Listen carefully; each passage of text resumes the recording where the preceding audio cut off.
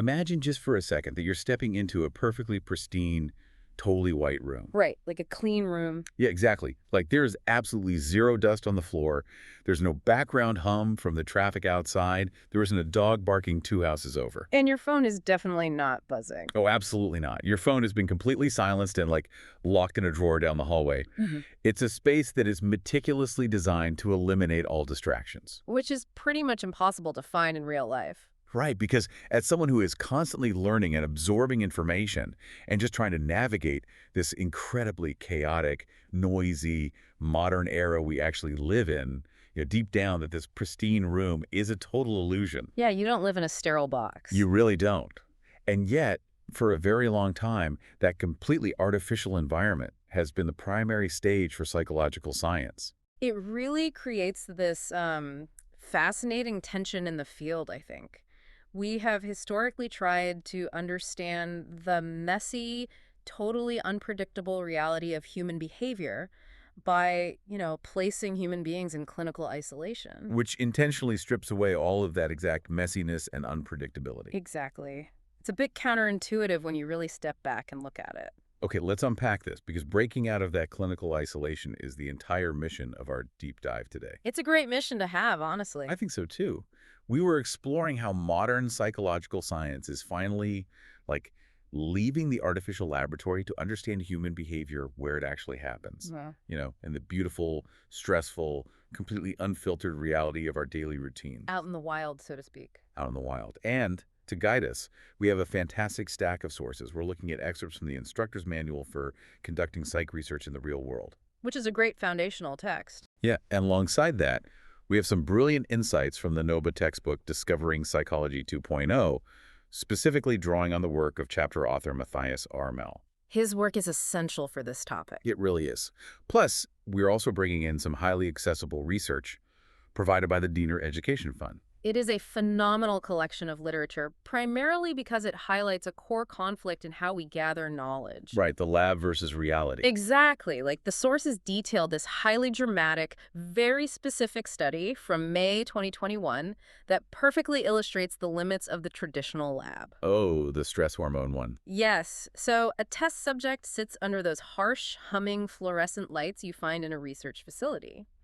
The scientists then intentionally inject this subject with stress hormones. Which sounds intense. It is. And they do this to monitor the reaction of natural killer cells in the bloodstream. We should probably quickly clarify what those are for anyone not, fresh out of a biology class. Oh, sure. Good point. Natural killer cells are essentially the immune system's frontline soldiers. They patrol the body and defend against disease and tumors. Right. They are critical for our health. So the researchers want to see exactly how these crucial defense cells react when the body is artificially flooded with a stress hormone. And from a strictly biological standpoint, conducting this in a lab is highly successful. Because they can control everything. Exactly. They control the dosage of the hormone, they control the temperature of the room, they control the lighting. Because they hold all those variables constant, they can definitively prove the chemical reaction taking place. Which makes sense. Yeah, in scientific vocabulary, this laboratory setting provides perfect internal validity. Meaning you can trust the cause and effect happening inside that specific room. Like the hormone caused the cellular reaction without any shadow of a doubt. Precisely. The experiment establishes that relationship without any confounding variables muddying the data. But there's a catch, right? A huge catch. While the internal validity is flawless, the experiment totally lacks what we call external validity and ecological validity. And those are the big ones for real life. Yeah. External validity asks if we can generalize these experimental results to other populations or settings.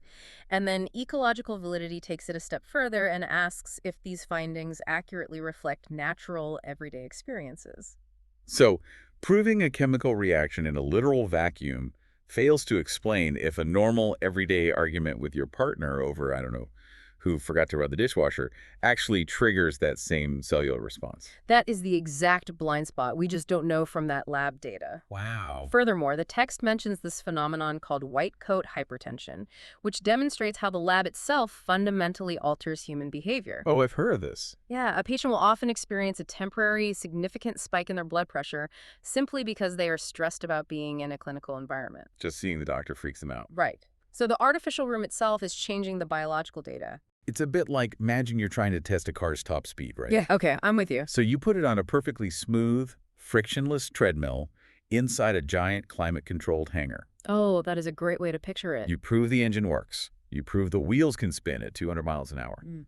But that data tells you absolutely nothing about how that exact same car is going to handle sudden potholes on a rainy highway at midnight. No, of course not. Humans do not live on a frictionless treadmill. What's fascinating here is that by prioritizing that pristine internal validity, by rigidly eliminating every single environmental variable labs, accidentally eliminate the intricate, multi-layered context that humans actually rely on to function. Right, the stuff that makes us human. Yeah.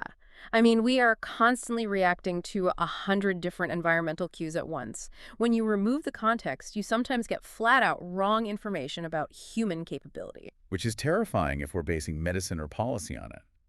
And the sources provide a truly shocking example of the lab getting it wrong. Yes, the memory study. Right, there was a mystery from the early 2000s known as the age-perspective memory paradox. And I found this part of the reading completely mind-blowing. It really shifts your perspective. For decades, rigid laboratory tests documented a severe cognitive drop-off in the elderly. The data showed that older participants performed terribly on memory tasks compared to younger adults. And the science was just considered settled. Totally settled. That bleak assumption stood for a long time. In an artificial setting, given a highly scripted memory task, older adults struggled. But then something changed. Yeah, around the turn of the millennium, researchers decided to leave the facility. They stepped directly into the actual homes of these older individuals to monitor their unscripted natural conversations and how they manage their daily lives. And the results were a total paradigm shift. Complete opposite of the lab results. Yeah, when monitored in their own natural habitats, dealing with their own lives, these mature subjects completely shattered the laboratory data. They excelled at remembering tasks. They really did. Why did the lab get it so wrong for so long? Well, it comes down to how memory actually functions in daily life versus a sterile room. The laboratory stripped away all the external cues that older adults naturally use to navigate their day. Right, like their own systems. Exactly. In their own homes, they have developed highly effective compensatory strategies. They use physical calendars, they leave visual cues by the front door, they have ingrained morning routines, and they just rely on the familiar layout of their environment. So the lab was testing raw, unsupported retention, but real life runs on functional memory. That's a great way to put it, yeah. By taking away their calendars and their routines, the researchers weren't measuring their actual competence, they were just measuring their ability to perform a weird parlor trick in a strange room. It perfectly illustrates a profound quote in the text from psychologist Kurt Lewin. Oh, I love this quote. It's brilliant. He observed, "We must study behavior where it happens, for a psychology restricted to the laboratory will always remain blind to the true melodies of life." The true melodies of life. If you think about it, we all experience this shifting of behavior based on our environment. Absolutely. I mean, think about when you're sitting at your desk and your boss walks up and stands right behind your chair while you type an email. The worst feeling. Right. Your posture changes, you type a little stiffer, you overthink your word choices, you are not acting naturally because you are hyper-aware of being evaluated. It's performing, basically. Exactly. Now contrast that with how you furiously text a friend while sitting alone on your couch. It is night and day. Totally different behavior. Which brings up a huge logistical hurdle for these scientists. If you have to study people in their unfiltered environments to get the real story, how do you do that without, creepily following them around the grocery store with a clipboard? Yeah, you can't just stalk people. The methodology had to evolve drastically to capture what researchers call the unscripted theater of everyday human life. Scientists invented an entirely new toolkit. And a major breakthrough happened in November 2007, right? Yes, with the introduction of the electronically activated recorder known as the ear. The ear. Right. This is a portable acoustic device that participants wear as they go about their day. But the key here is that it doesn't record a continuous 8-hour audio track, right? No, that would be way too much data and probably a huge privacy issue. It discreetly captures periodic, bite-sized snippets of ambient sound. Like it randomly clicks on for a few seconds, grabs a tiny window of audio, and shuts off, entirely without the participant having to press a button. And those brief acoustic snapshots capture incredible psychological depth. Like what kind of stuff? Well, the researchers collected genuine arguments, sudden bursts of laughter, and even isolated moments of deep private sorrow. The EER is really the flagship tool for a broader scientific approach known as ambulatory assessment. Ambulatory assessment. Right, which is an umbrella term for tracking human behavior, physiology, and environments in naturalistic settings. For instance, ambulatory physiological tracking tools might monitor heart rate fluctuations while someone is simply driving to work. Okay, so if the ER is handling the audio and heart monitors are handling the physiology, there must be other tools to capture the internal thoughts of the participants throughout the day. What else is in this ambulatory assessment toolkit? They rely heavily on structured reflection. So one method is the daily diary method, where participants complete comprehensive questionnaires about their thoughts and feelings at the end of every single evening. Okay, that makes sense. There is also the day reconstruction method, or DRM. This asks participants to break their previous day down into chronological episodes, almost like scenes in a movie, and report their emotional experiences for each specific event. Like scene 1, waking up, scene 2, commuting. Exactly. They also use lived day analysis to evaluate an entire day based on objective behavioral data. That seems like it would generate an absolute mountain of data. I mean, how do scientists turn thousands of diary entries and random audio clips of people ordering coffee into actual quantifiable psychology? It is a lot of data. They use a computerized text analysis program called Linguistic Inquiry and Word Count, or LIWC. LIWC. Yeah. It categorizes and counts words to extract psychological insights from the natural language people use. That sounds like magic. How does that actually work? The mechanism behind it is fascinating. It analyzes word choices to detect unconscious emotional states. For example, individuals experiencing depression or psychological distress tend to use significantly more first-person singular pronouns, words like I, me, and my. Oh, because their focus is turned entirely inward toward their own pain. Precisely that inward focus. The software flags those subtle linguistic patterns across massive data sets, revealing emotional trends that the participants themselves might not even consciously realize they are projecting. Okay, here's where it gets really interesting, but also a bit weird for me. Okay, hit me. I have to push back on this idea of natural observation. If you hand me an audio recorder and you tell me it is going to randomly record my private conversations, I am going to be thinking about that microphone constantly. Right, of course. I'm going to watch my language. I'm going to be unusually polite to everyone I meet. How is wearing a microphone any different from the white coat hypertension we talked about earlier? Is true, unobtrusive observation actually possible? It is a completely valid challenge, and the researchers scrutinized that exact problem. What saves this methodology is a psychological phenomenon called habituation. Habituation. Yeah. You are absolutely right that for the first hour or two, you will be hyper aware of the ear device. You will curate your behavior, but the chaotic demands of daily life are overwhelming. Right, like you burn your toast, you have to run to catch a train, your kid spills juice on the rug. Exactly. The cognitive load required to pretend to be a perfect, polite human being all day is simply too high. You just get tired of faking it. Basically. Eventually, your brain deprioritizes the awareness of the microphone and you genuinely forget it's there. You return to your natural baseline. That makes total sense. And understanding that habituation is what allowed these methods to scale up into the modern era, because we no longer have to issue specialized audio recorders to participants. Right. People are already habituated to carrying a highly sophisticated tracking device in their pocket every second of the day. Our smartphones. Exactly. Which shifts this entire conversation into the absolute chaos of the modern digital age. The sources outline how traditional facilities completely fall apart when trying to study modern distraction, because you cannot simulate a noisy college dormitory inside a quiet testing room. You really can't. A critical study from March 2026 tackled this head-on. What did they look at? Researchers wanted to analyze the cognitive disruption and focus fragmentation caused by sudden smartphone notifications during complex student assignments. Oh, the dreaded notifications. Right. And they specifically looked at first and second-year college students living in chaotic dormitories. See, if you put a student in a silent room and give them a test, they perform fine.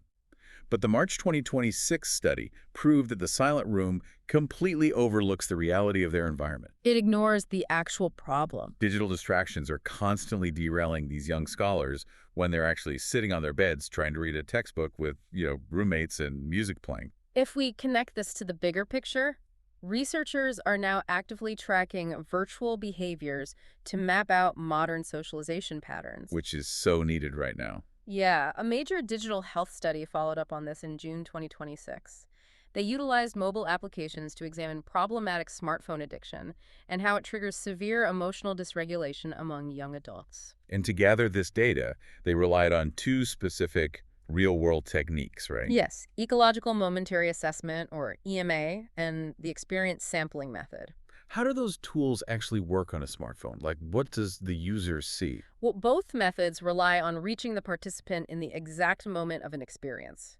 The experience sampling method prompts real-time thoughts by randomly pinging participants' phones, asking them to answer very brief surveys about what they were doing and feeling right then. Like a pop-up asking, how stressed are you right now? Exactly. And ecological momentary assessments repeatedly sample immediate states and environments in natural contexts over time. By using these app-based prompts, scientists mapped out real-time dependency habits. The findings from the June 2026 study were stark, honestly. This continuous digital checking pattern doesn't just waste an hour of scrolling. It triggers high anxiety, it drives academic procrastination, and it directly limits the potential of both traditional and non-traditional learners. It's a huge barrier. And it is all happening out in the wild. I mean, if a college study tracked your phone habits for a week, what patterns would you see? And how would your family react when your phone constantly buzzes and interrupts your conversations? It embodies a quote from the biologist Thomas Henry Huxley, included in our reading.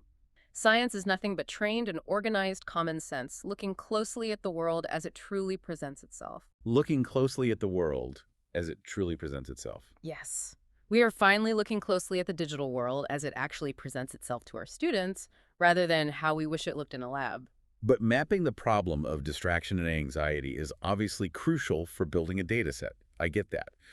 But does this real-world tracking actually offer any tangible, immediate solutions for people who are struggling?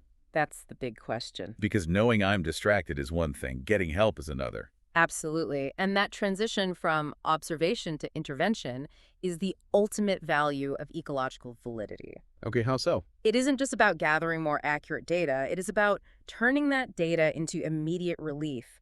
A groundbreaking example of this is the Vibe Up trial, published in April 2026. Oh, this was the trial utilizing smartwatches, right? Yes, exactly. Researchers use smartwatches to actively monitor the psychological distress of university students, including older, non-traditional learners, directly within their natural environments. So they weren't asking them how they felt 3 weeks ago on a survey. No. They were monitoring physiological and psychological states during actual daily routines, specifically focusing on examination anxiety. And because they captured the data right there in the moment, they identified an immediate wellness solution. They discovered that immediate physical activity significantly reduces real-time examination anxiety. It's brilliant in its simplicity. Right. A student experiences a severe spike in cognitive distress. The smartwatch registers the physiological change, and the intervention, a prompt to just get up and move, happens right then and there. The mechanism behind why that works is entirely physiological, but it requires a real-world setting to execute. Break that down for us. Well, when you get anxious about an upcoming exam, your body prepares for a perceived threat by dumping adrenaline and cortisol into your system. The classic fight or flight response. Exactly. Sitting rigidly at a desk while that happens just allows the tension to build into a panic state. Because you have nowhere for that energy to go. Right. Getting up and engaging in physical activity literally burns through those stress chemicals. It metabolizes them and signals to your nervous system that the threat is being handled. That is a dynamic physical solution that an isolated laboratory where you were literally instructed to sit still in a chair for an hour could never accurately replicate or prove. It represents a massive transformation in psychological science. These naturalistic methodologies turn passive test subjects into active partners within their own environments. It's empowering. It is. This is the core of what the scientific vocabulary terms full cycle psychology. Let's make sure we define full cycle psychology clearly, because it seems to be the bridge between these two opposing methodologies. Yeah, full cycle psychology is a comprehensive approach. Researchers first observe an effect out in the messy, unfiltered field. Right, step one.